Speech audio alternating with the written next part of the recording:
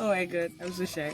Hi guys, welcome back to my channel, guys. If you're newcomer, please don't forget to subscribe, like, and comment, and share this video if you're part of the V's Cuisine family. Thank you for your constant love, your support, and all that you do to support this my YouTube channel. Alright guys, so I haven't been able to do a video. I couldn't do a video last week because I wasn't feeling too well, and I'm recovering now, thanks to God. And I decided to do this video for you guys because I still really don't have the strength to go into the kitchen and cook and do the video and do the whole editing. So I was like, okay, why don't I do something personal, talk to you guys, and then you guys get to see my face, the face behind this cuisine. Anyways guys, so today I'll be sharing with you guys the do's and don'ts of cooking and cooking business. I cook and as well as run a business, cooking business. So I'll be showing you guys, if it's too long, if it ends up, if I can't cover the basics today, I'm going to do a part 1 and part 2 for you guys. But first, I'm going to start with the do's and don'ts of cooking, the basic things you need to know about cooking, being in the kitchen, feeling safe, the thing that will give you the confidence to present your food to someone and the person will be like, wow, this is really nice. So first off is your approach to the kitchen. If you're someone that doesn't know how to cook and you've gone on YouTube, you've watched the videos, you've done things, to learn how to cook, you've written down these recipes, you've written down the instructions that you watched from the YouTuber, and you go into the kitchen, don't be scared about it. Don't be like, God, am I going to burn this thing? Am I going to do this? Am I going to do that? Oh well, there are certain dishes I have learned from YouTube, like spring noodles. There's so many of them I've learned from YouTube, and I have tried practicing them, and I know what it feels like when you're so nervous about not messing up what you're cooking. So first, you have to change the mindset that you're going to mess up whatever you're cooking. So you have to try to be positive first. So when you get into the kitchen with this positive vibe, the best way to get into the kitchen with a positive vibe is to have music on you. I always cook with music. Like, there has to be music somewhere playing. Like, there has to be a jam I'm vibing to, feeling myself cooking. So once you've gotten into that positive vibe, the next thing you do is get out your recipe and then you start cooking. But before you do that, you need to get into the kitchen with your appropriate attire. I know it's kind of, too much for some people to wear apron and the cap. Sometimes I don't even wear my apron and my cap. I just go in with whatever I woke up with. So my nightgown, especially if I'm cooking early breakfast with my dad or my mom if they're going to work, or I'm cooking early breakfast for myself if I go for lectures. I'm not gonna start stressing myself to start wearing apron and cap because I want to prepare breakfast. No. But it's important that you cover your hair. Even if you don't wear your apron, always try to cover your hair. Hairnet might not, for the ladies, hairnet might not cut it, so try maybe a scarf, something that covers the whole hair, so that there is no point in time where you mistakenly touch your hair and your hair enters your food. It's quite annoying if someone is eating and the next thing the person is bringing out hair from the person's mouth. It's terrible. Even you yourself, you won't like it. So try to always cover your hair when you're entering the kitchen. Next up, when you enter the kitchen and you're with your recipe book, right, or you already have what you want to cook in mind, for those of us that are professionals, you go onto your ingredients, your foodstuff, your things, wherever you kept them, the refrigerator, the cupboard, wherever you kept them, you go and get them, and then you wash them. You make sure you wash it at least twice before you make use of it. It is important to always wash your foodstuff, your meat, your pepper, your stock fish, whatever it is that you're washing. Make sure, whatever it is you're using for your food, make sure you wash it. Now, next up, after washing your foodstuff, you begin to prepare it. You blend your pepper, your tomato after washing them thoroughly. Now, for tomato, for those cooking stew, your tomato, the best way to wash it is with salt or with warm water. Even your stockfish, always try to wash all your foodstuffs, especially things like your meat, your stockfish, your chicken, all those kind of stuffs with warm water. You could always wash the onions, the pepper with cold water. But you see those ones that are very delicate, that storing them takes something from you. You have to wash them. And then, aside washing them, you also have to keep in mind that, for instance, now if you got on a tomato and you put it in your Ziploc bag and you've stored it and you're using half of it, always make sure that whatever is remaining from your foodstuffs, you store them properly. You have to store them properly to avoid them getting spoiled. Next up, guys, the next thing you need to do after preparing your foodstuffs and washing them, you prepare them, all your ingredients at the same time. There's something that my friend does. That's my friend that cooks. She prepares the ingredients as it goes, and it's kind of at a disadvantage. It's good if you're preparing soup while you're steaming the meat, you're cutting the vegetable. While you put vegetable, you're cutting this other thing. But it's not advisable because you don't know how long it will take before you finish preparing a particular ingredient that needs to be on fire at a particular time. You know, food cooking is about timing, perfect seasoning, and knowing what to do, knowing your ingredients. That's basically cooking. Your timing, your seasoning, and then for that meal. So if you're preparing your ingredients separately, it won't work out fine for you at all. You'll be at a disadvantage. So always try to prepare your ingredients before time, every single one of them, and then you lay it out. You know that, okay, you should even lay them in order of how you want them to be. You guys get the drift of what I'm saying. So the next thing you need to do, always do in the kitchen each time you want to cook, is to ensure that you wash your utensils. Your cooking spoon, your frying spoon, whatever it is you're using to cook, your pot, your frying pan, whatever it is, your baking pan, whatever it is you're using to cook, always try to wash it and make sure it's clean. Make sure it is clean. So what else, guys? By the time you start cooking, ensure that your gas is at a maintained temperature.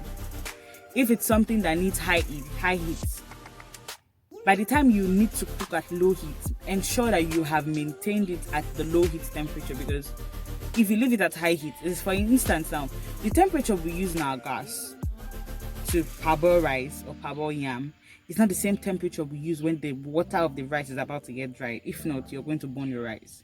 So by the time you're done frying all those things, you've put in your rice and then the water is fluid, you just reduce it to a little temperature so that the ingredients can enter the food. Whatever it is you were frying could enter the body of the food, and then you get your desired taste from the food you're cooking, and you will not burn your food. So it's very important for us to know these things, because these are basic things people miss, and they feel like they can't cook properly. Cooking isn't as hard as people make it sound. For people that always say that cooking is hard, it's not as hard. So guys, the next thing you need to know is one very important thing people miss: cleanliness. I don't get how people cook in dirty kitchen, and I don't get how people leave their kitchen dirty after cooking. It's one thing that pisses me off. Like, I can't enter your kitchen and your kitchen is somehow, like, what the hell? My mom always used to say the kitchen is a human's bedroom, and well, half of the time I believe it, because sometimes when you're cooking you spend most time there, and aside that, my God, how will you leave your kitchen dirty? For Christ's sake, it's where you eat, it's where food comes out and enter your mouth. So why would you leave it dirty? Why would you do that? Always try to clean up your kitchen before you cook and after you cook. The best way to do it, once you've put your ingredients in certain plates, saucers, or whatever it is, you put your ingredients in that tray. Imagine you've put the ingredient on fire and you've left it to boil. It doesn't take even up to minutes to put soap and sponge and wash out that plate. Now for you to pile it up. The only thing you're allowed to probably, leave for a certain period of time, which is highest 5 minutes, is maybe your pot. If you cooked and it's for like an occasion, and you cooked rice, you cooked something, and you need to turn it into cooler, and then washing that pot immediately will not, all those bonbon at the bottom of the pot, it won't cut out the washing of the pot properly. Then you can soak it in water and leave it for minutes. But it doesn't mean you should pile up your kitchen with dirty things and in the name of cooking. Cut onions, leave the onions peel somewhere, cut the tomato, leave the no, please. Applies to both ladies and guys that cook. I beg you, please always try to keep your kitchen clean. It's very annoying. Try to clean up after you finish cooking. It's the best. Please just try to do it. You're an adult, so you should know what you're supposed to do. You should know that keeping where you cook clean would enhance your hygiene. So next up, guys, this is for people that do YouTube videos like me, and people that do videos of their cooking. Try not to get your phone too close to your gas. It's dangerous, please, so that you don't blow up yourself and die, or do something silly, you guys. So basically, you just need to be very careful about bringing your phone close to your gas. It's very risky. It's totally risky. Highly inflammable. So If you don't want to burn up yourself, burn up your house, avoid that at all costs. Please try to avoid it. You guys will be fine at the end of the day. So these are the basic things you need to know when you want to enter your kitchen to cook. Always going with a positive mindset. Make sure you wash all that it is you want to use to cook, your foodstuffs, your utensils, whatever it is you need to cook. Cover your hair. Do not get your phone too close to your gas. Clean up before and after you finish cooking. And importantly, very, very important, for all of us that would like to form Anthony Joshua and the rest of them, all those wrestlers, you like to form Big Show and the rest, please don't do that when you're trying to remove food from fire. Please, I beg you in God's name, don't do it. If you know the handles of the pot is very hot, don't try to be like our mothers. Don't try to be like our Nigerian mothers, please. Kindly get a cloth. Kindly get a cloth and then remove it from fire. Don't be like my mother. That woman, I think she can make fire with her hands. You just see her carry hot fire from firewood, woman. No, please. If you're like me, if you're not jebo like me, and you cannot handle it, I beg in God's name, please do yourself a favor and get a cloth. Taste your meals. Try to taste your meals while you're cooking. It helps you, get a balance of what you're preparing, whether the salt is too much, I always say that there's no meal that cannot be salvaged. I don't know. I feel there's no meal that cannot be saved. No matter, except you pack a carton of salt and put inside the food. I can't help you out. But if it's something that the pepper is too much, water can help you do it. A little bit of salt can help you neutralize that pepper. If it's something that the salt is too much, water can help you neutralize it. A little bit of pepper can help you neutralize the salt. Just try to always test your food at different points in time to know. I know you can test parboiling rice to know whether the water of parboiling rice is sweet. No, I'm talking about your sauce, all those spices you do. Try to test it to ensure that your ingredients are fine. Like I said, cooking is about timing, seasoning, and your ingredients. So to get the perfect seasoning, you have to always taste your food. What am I missing, guys? This for our young ladies that either live alone or live with their parents. There's TV on, there's music playing, your favorite jam comes on. Please don't leave your kitchen and go start watching movie. If you were sent to cook while you were seeing a movie, I'm so sorry, but if it's not a movie that can be forced, you just have to go through the issue and then you know what to do. Go through the issue and cook the food. Don't just leave it and be going. You can leave the kitchen from time to time, but if it's a movie that is quite engrossing, I'm so sorry, you can't leave your kitchen like that. If not, your food on and you end up having issues. Whoever asks you to cook, and if you're cooking for yourself, you won't be able to enjoy it. Except you're using a rice cooker. There's this rice cooker that it's like an electric cooker. You put your rice inside, you cook everything inside.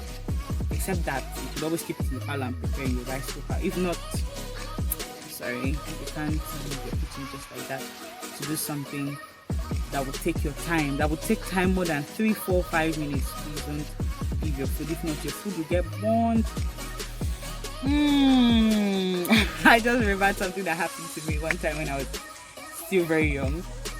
My mom asked me to prepare Indomie. You guys, Indomie. My mom asked me to prepare Indomie and I was very adamant about it because I didn't want to prepare Indomie. I wasn't interested. I was like, why would I prepare Indomie for the whole house? Why are we eating Indomie? Like, I'm tired. Okay, it was towards after we've had dinner. And what we had that day was, I think it was fried yam and egg sauce. So we had a very early dinner. I think we ate around 4 that day. And my mom was like, oh, let's just eat and go to bed. Well, unfortunately for her, they brought lights. So we couldn't just eat and go to bed. We had to watch movie. Watch movie was 7, 8, and then my siblings started talking about hunger.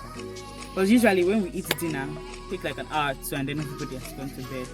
So there's no point where you start to cry for hunger. But these little children, very annoying people, started to cry for hunger. I was hungry, but you guys are seeing me. I was trying to watch my weight.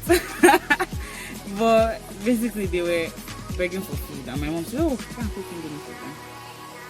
There was this movie they were watching. I couldn't just leave. I couldn't. I was so I put Indomie on fire. It's alright. I put Indomie, garnished it with all the things I could garnish it with, do all the stuff. And then I left Indomie to my food. To come and watch movie rather. My mom was in the parlor and she had almost slept off. I was so engrossed in the movie. I was so engrossed. When I started perceiving it had gone. By the time I went back, the water in the Indomie had dried up. So under of the Indomie I started turning black. It was that bad. I was just lucky I didn't get the beating of my life that day. But basically that's what I'm saying, guys. If there's anything that will take you out of the kitchen for a long time, you rather let that food become soggy by turning off the gas and going to attend to the urgent matter than to leave the gas on and say, oh, I'll be back soon, because you don't know how much of the time will be taken by that situation you're going to handle. So this is it, guys. You just need to know these basic things and cooking will be splendid. If you want to learn how to cook, come on my YouTube. I will show you different recipes. I'm so sorry I haven't been able to do proper video for you guys, but I just hope you listen to this and have fun. I hope you listen to this. If you have any other contributions, someone that cooks and you feel you need to let us know, please comment in the comment section. If you're new here, don't forget to subscribe, share this video, guys.